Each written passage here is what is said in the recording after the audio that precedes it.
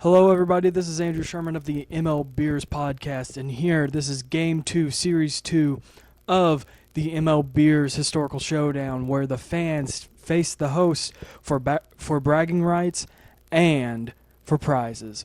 Anyway, today, our team, the hosts, the 1924 Washington Senators, will face your 1906 Chicago White Sox.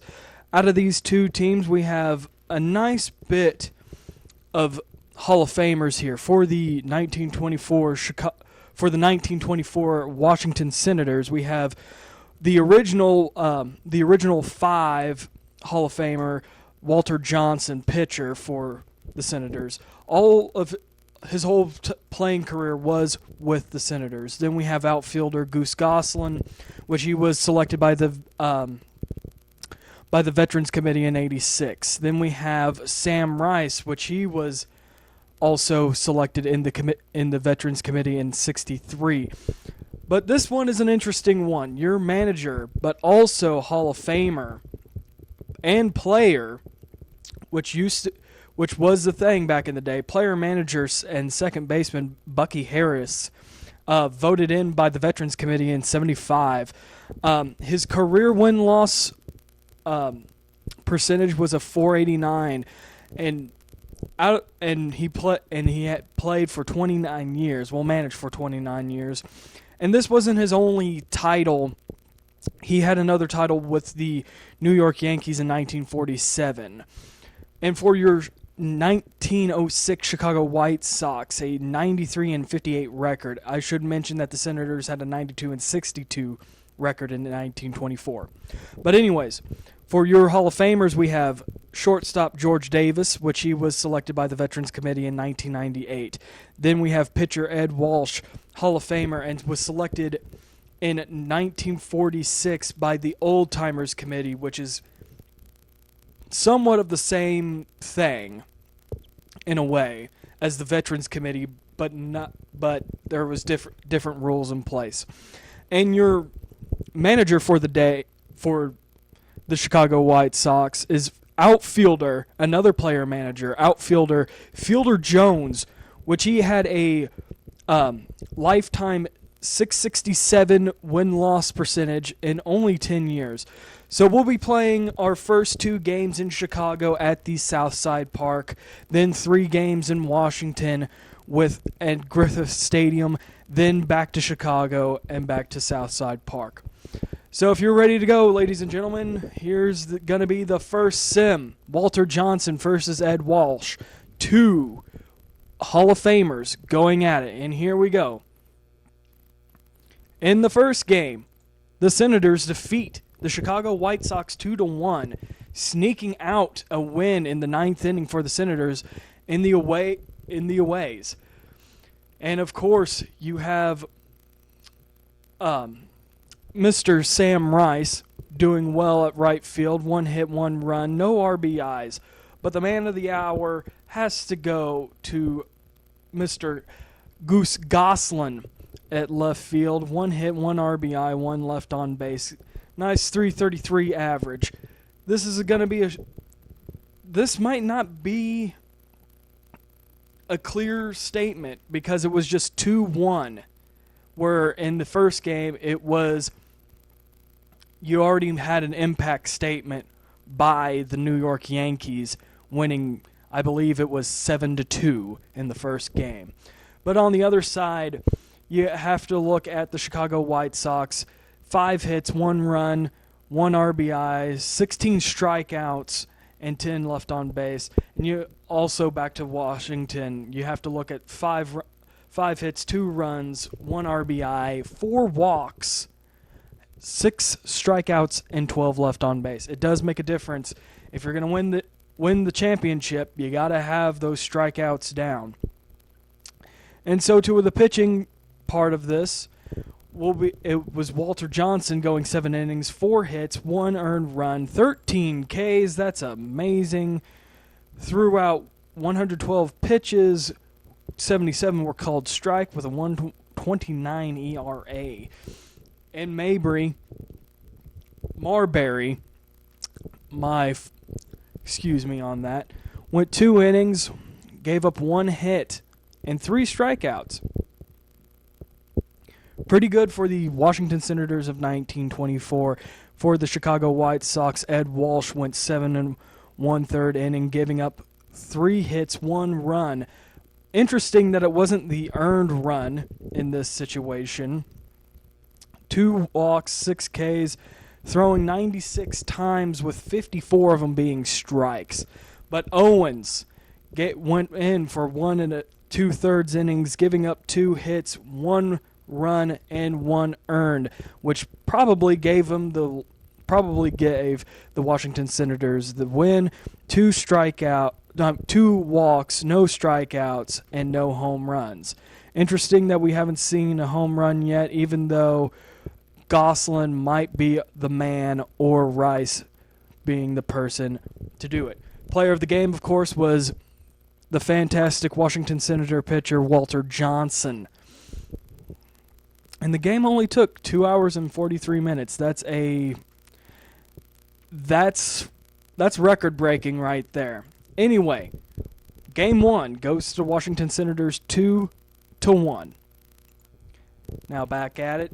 For game 2, we have George Morridge versus Doc White. This will be an interesting one. And the Senators beat the Chicago White Sox 8-3. Let's take a look at the box score here real quick. It looked like Jolton Goose Goslin came out with 3 hits, 1 run in, 1 RBI. He struck out twice, but he was left on base. Then you had Rice having 2 hits, 3 runs, 1 RBI, 1 walk, 1 strikeout. Look at that team go. Anyways, let's look at the line, shall we? We had the Washington Senators just full-fledged go in the first inning with scoring 5. Then White Sox put their first tally on the board with 1 in the bottom of the first. Then the Senators at the top of the 4th put in 2. Then in the 6th, another 1. But the Chicago White Sox tried to come back with 2 in the bottom of the 6th, but it was already too late. The Senators win 8-3 with 14 hits and 0 errors for the Senators, and the Chicago White Sox 9 hits and 0 errors. Like I already said with the Washington Senators, let's take a look at the Chicago White Sox batting line score, and it looks like Mr. George Davis getting 2 hits, 1 run. He was left on base twice, but also you have to look at Tannehill and Hahn real quick. They were left on base 4 times, but they haven't got any hits. 1 of them was struck out. Well, Tannehill got 1. But it's not going to make up for this. Only 1 hit out of the others. And, man, this is going to be an interesting one. As the totals go out, we had 8 runs for the Washington Senators. We had 8 runs, 14 hits, 8 RBIs, 2 walks, 6 strikeouts, and 16 left on the bags, while the Chicago White Sox had 3 runs, 9 hits, 3 RBIs, 3 walks, 3 strikeouts, and 17 left on base. Now, it looks like Morridge went complete game here for game 2 of the historical showdown, with throwing 9 innings, giving up 9 hits, 3 earned, 3 walks, and 3 strikeouts. Not your power pitcher, but he does a lot. Through 118 pitches, 76 of them were strikeouts. While the Chicago pitching line score, it looked like it was a cluster. White was already out by the 2nd inning, giving up 5 hits, 5 earned runs, 1 walk, 3 strikeouts. Then it was the Smith with going the distance more than White or anybody or Owens and Feeney. Going 4 innings, 7 hits, 3 earned, 1 ball, 3 strikes. And it doesn't look like they did much with that on the other side behind him with Owens and Feeney. Your player of the game was George Morridge for that. And now we're going to Washington, where it's Tom Zachary versus Nick Altrock at Griffith Stadium. Here we go, Game 3. And the Chicago White Sox defeat the Senators 1-0 And here we go. Let's take a look. And it came down to the ninth for the Chicago White Sox getting that one run needed. Getting 4 hits, no errors. And it looked like it might have been the error that's really set it off. That really got that run in for the Chicago White Sox. As if you look right here, no runs, 4 hits, and that one error that might be the difference maker for that game. Anyway, going down the line here for the Chicago White Sox. Nothing doing much. Again, not bombastic like the Washington Senators where they've had multi-hit games from different players. They've been just shelling out 1 hits with shorter at-bats. Of course, you can look at the Senators right here having 4s, 2s, and 3s. Well, you got your 4s right here, but it's all the same. Anyway, looking at the totals here for the Chicago White Sox, 1 run. The crucial 1 run to win the game. 4 hits, 1 RBI, 3 walks, and 9 strikeouts with 15 left on base. For the Washington Senators, you had 0 runs, 4 hits, 0 RBIs, 1 walk, 4 strikeouts, and 7 left on base. They just did not get on the base today. Anyway, to the pitching line scores. Nick Allrock goes for the complete game, and it seems like the away pitchers like to go for the complete games. As seen here, he went 9, giving up 4 hits, no runs, 1 walk, 4 Ks, throwing 113 pitches and 70 of them calling strikes, while Zachary went 8 1/3 inning, giving up 3 hits, the one crucial run, 2 walks, 7 strikeouts, throwing 110 pitches and 70 of them being strikes. Marberry came in with the final 2/3, but it didn't matter. It seemed like it was already done. Player of the game is Nick Allrock for the Chicago White Sox. So to Game 4, the Washington Senators lead the series 2-1 here. John Martina versus Roy Patterson of the Chicago White Sox. Going to be an interesting one here. Will the White Sox tie this series up? And no, it does not happen. The Washington Senators beat the White Sox 4-2. 4-2, if I can talk. And let's take a gander, shall we, with the Chicago White Sox drawing first blood in the first inning with 1. Then the Senators come out in the 3rd, scoring 3. Then in the 4th, it seemed like the end of it all for both teams scoring. The Chicago White Sox score 1 more to make it 2, but the Washington Senators get that nice little insurance run back at the bottom of the inning, making it 4-2, and it just went straight zeros across, making it 4-2 Washington Senators. The Chicago White Sox hitting 8 with 1 error, and the Washington Senators with 9 hits and 2 errors, which is really interesting because you always think when you have those errors that whoever has the more errors are going to lose that game. So anyway, looking at the Chicago batting line score, you have Sullivan, senior. Let's get that right. The catcher getting 2 hits. First time that anybody in the Chicago lineup has gotten more hits. And also Donahue getting 2 hits. Also the first baseman. But looking at the totals here for the Chicago White Sox, 2 runs, 8 hits, 1 RBI, 3 walks, 7 strikeouts with 20 left on base. And let's take a look at the Washington Senators line score. Nothing much doing. Goslin doing his thing, getting 2 hits at 3 plate appearances or at-bats, however you want to say it. There is a difference, but we're not going to go through that today. He had 1 run in, 1 RBI, 1 walk, wasn't left on base. He's your He's your man for the batting of the Washington Senators. Let's look at the totals here. 4 runs, 9 hits, 4 RBIs, 3 walks, 2 strikeouts, and 13 left on base. Any home runs? I don't think we've had any home runs yet, but then again, we're not really in the home run era, even though the Senators was part of that hitting revolution during the 1920s with Babe Ruth. But it doesn't look like anybody has hit a home run yet. So, looking at the pitching line score, let's look at the Chicago White Sox first. Patterson going 4 innings, giving up 7 hits, 4 runs, 4 earned, 1 walk, 1 strikeout. And he was through 73 pitches that were 45. That 45 of them were strikeouts. Then Smith and Owen come in.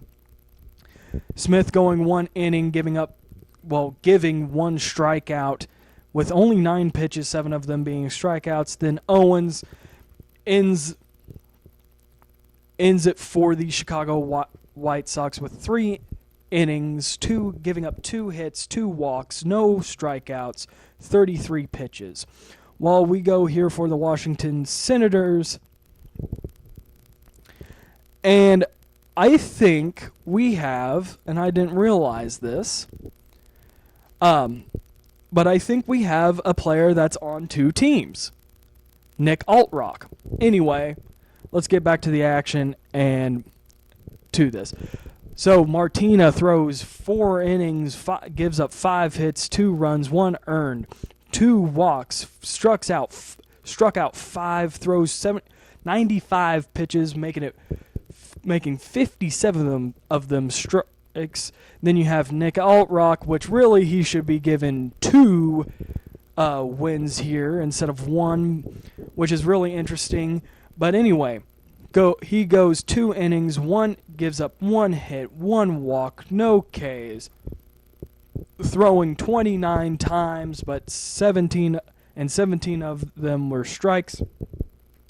And Russell and Marberry end out the rest of the innings. Russell going 1 inning, giving up 2 hits, but getting a K in the process. Marberry going 2 innings, giving 1 strike. This is very interesting. And of course, your player of the game was Goose Goslin. And this game was only 2 hours and 38 minutes long. Interesting. And of course, if you remember, the games in the early part of baseball were shorter because what did they not have between innings? Ads. So they actually probably just took 30 seconds in the dugout, came back, and started playing again. So anyway, in Game 4, the Washington Senators take the Chicago White Sox 4-2. And let's take a break here real quick since the Senators are up 3-1 in the series. Nick Altrock, the only player that I've noticed that is on both teams. Here we have Nick Altrock getting the win for the Washington Senators as a reliever, while Nick Altrock for the Chicago White Sox gets the win for a complete game as a starter. What an interesting thing. Of course, I did not expect this, but it was just really awesome to see that this is all happening. So, to Game 5 real quick.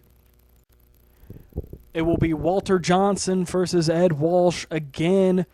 Like Game 1, this will be interesting because it's Game 5. The Senators lead 3-1. Will Johnson finally get the W, or will it be Ed Walsh? Here we go.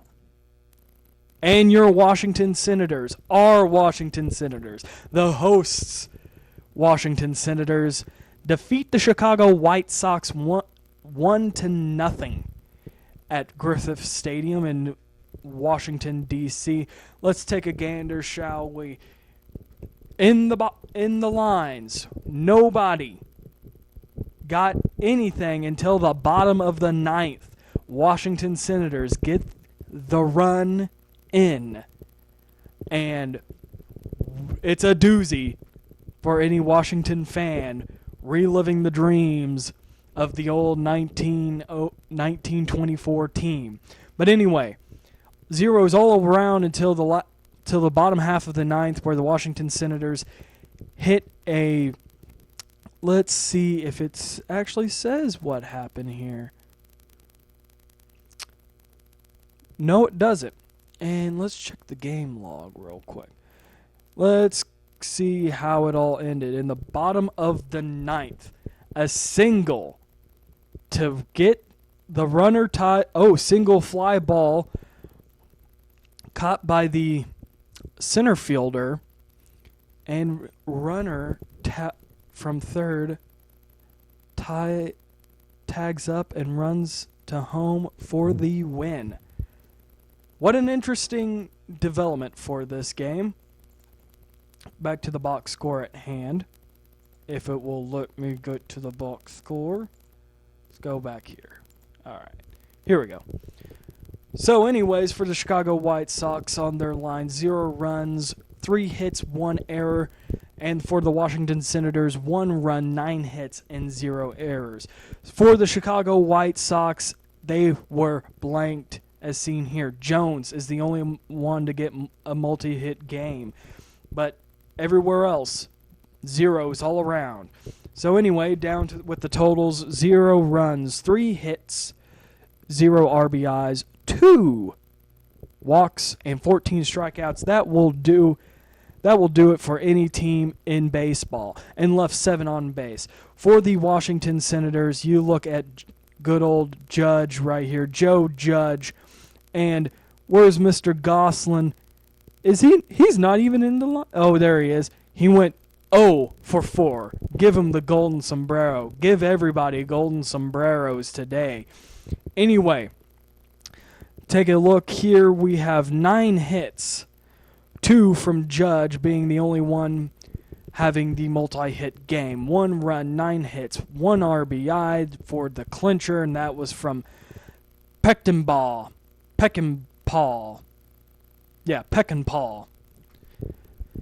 And 1 walk, 8 strikeouts. Again, that's usually your killer, but not today for the Washington Senators of 1924. And 19 left on base. Difference maker. Usually the team that has the lowest left on base are the winners, but not today for the Washington Senators. And for the pitching side of it all, the Chicago White Sox line score for that, Walsh went 8 innings, gave up 7 hits, no runs, 1 walk. He gave 7 strikeouts and threw 119 pitches, and 78 of those were strikes. And Feeney, the closer, the man that gave up the run, 2 hits, 1 run, 1 earned, no walks, 1 strikeout, and he threw 15, and 9 of them were strikes. But it doesn't matter. Feeney gave up the game-winning hit for the Washington Senators. For the Washington pitching line score, we have Walter Johnson going 8 innings, gave up 2 hits and 2 walks, giving 14 strikeouts and pitching and throwing 116, but 77 of those were strikes. Spees gets the win. One inning pitched. Sorry about that. 1 inning pitch, 1 hit. No zeros across the board, not giving up runs, walks, or giving strikes or home runs. Through 14 times, 9 of those were strikes. And Walter Johnson becomes the player of the game, but it is Mr. Goose Goslin of the Washington Senators becomes the series MVP. Let's take a look at his stats here. Where's Mr. Goslin? Here we go. 19 at-bats, 8 hits, 0 runs, 3 RBIs. His average was a .421. His on-base percentage was a .429. And his slugging percentage of .684. While we have Mr. Walter Johnson here going 15 innings. Doesn't get credited for any wins or losses, which is a good thing. But gives up 6 hits, no home runs, only gave up 2 walks, but gives 27 strikeouts. For the Chicago White Sox, let's take a gander, shall we? Who was really the MVP of this team? Nobody. If you look at it right here, they had subpar 200 averages here. George Davis, probably your best player, having a 263 batting average, 263 on-base percentage, and a 263 slugging percentage, 1 RBI, 5 hits out of 19 at-bats. Then you have Ed Walsh throwing 15 1/3 innings, throwing 13 strikeouts, giving up only 3 walks and 10 hits. But Nick Altrott, let's say he is actually the series MVP. He had to throw pitches for both teams, all right. He gets credited for the win on both teams. For the Washington Senators side, 2 innings, 1 hit allowed, 1 walk, 0 strikeouts. But over here with the Chicago White Sox side, he got the win here, going a complete game, giving up 4 hits, 1 walk, and strikeout 4. Well, I think that's going to do it here for the MLBeers Historical Showdown video. I hoped you enjoyed it as I did, and especially with Nick Altrott. Altrock. I'm guessing he's German because alt in German is spelt with A-L-T. And I really enjoyed this one, especially getting the W finally and finally getting on the board here. So anyway, the hosts, 1924 Washington Senators, defeat the Chicago White Sox of 1906 4-1. 4-1, and Goose Goslin, left fielder for the Washington Senators, gets the series MVP, but then again, I think Walter Johnson deserves it. Thank you for listening to the MLBeers podcast, actually watching this podcast. I hope you really enjoyed it. Win or lose, there is always booze.